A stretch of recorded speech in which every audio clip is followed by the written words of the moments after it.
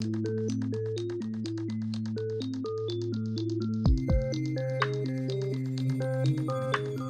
might have heard that you only use 10% of the capacity of your brain. It's actually not true. You're not.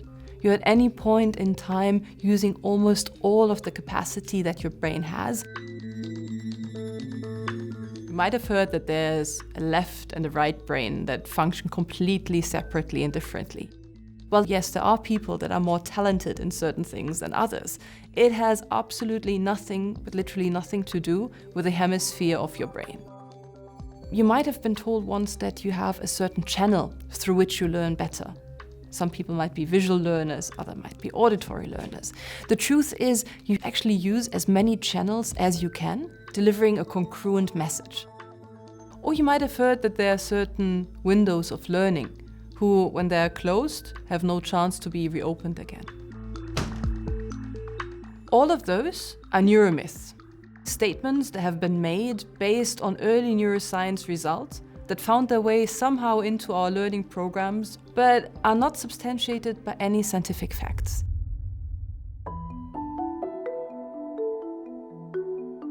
There are certain windows of learning, but they are strictly confined to a couple of abilities.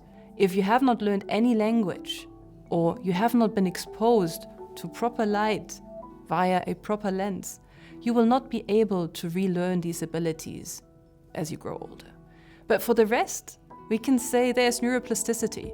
So at every point in your life, you are actually able to learn, refine, or to add new capabilities to your set of existing functions. So number one, you can learn. But number two, it matters how mindful you are about it. Mindfulness, meditation actually significantly improve your readiness to take in new knowledge. So mindfulness matters, but also the mindset matters. When you tell a group of Asian women before a math exam that they are Asian, they will perform average or even better. If you remind them right before the exam that they're actually girls, you'll find a very different outcome of average or lower performance. So we need to find out what those stereotype threats are that make us conscious about the way that the world sees us, the way that we see ourselves, and might then lead to better or worse performance afterwards. On the other hand, there's something called a growth mindset. The belief that you can learn whatever life puts in front of you. If college students get told that they can actually use their brain as a muscle and train it and learn, their exam outcomes just go skyrocket high.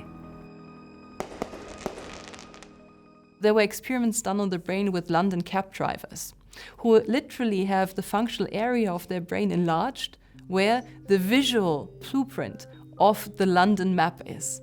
Interestingly enough, when they retire, this area of the brain grows smaller again.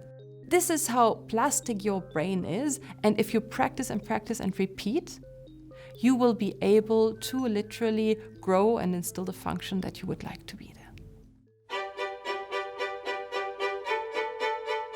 Attention is highly relevant for learning. The big mistake that's often being made is that we allow people to multitask.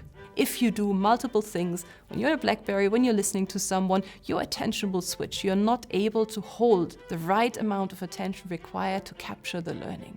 So multitasking needs to be avoided as much as literally possible in any of these learning setups.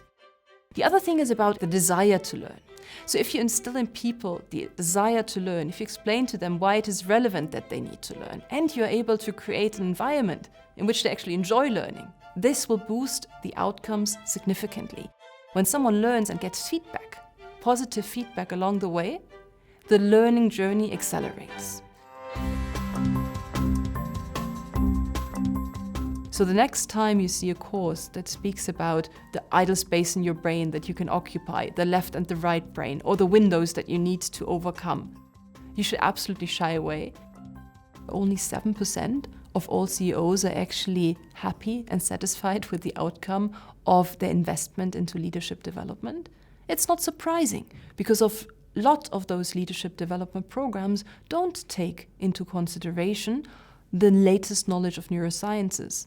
Or even worse, they are built on what we call neuromyths. It is very important to take into consideration what is really true and really matters. i.e., we talked about mindfulness exercises, we talked about the growth mindsets with which you go into a learning journey, we talked about emotional connotations, the importance of feedback, we talked about the practice and applying your learning, and the fact that you can learn if you believe you can learn and you have the desire to do so.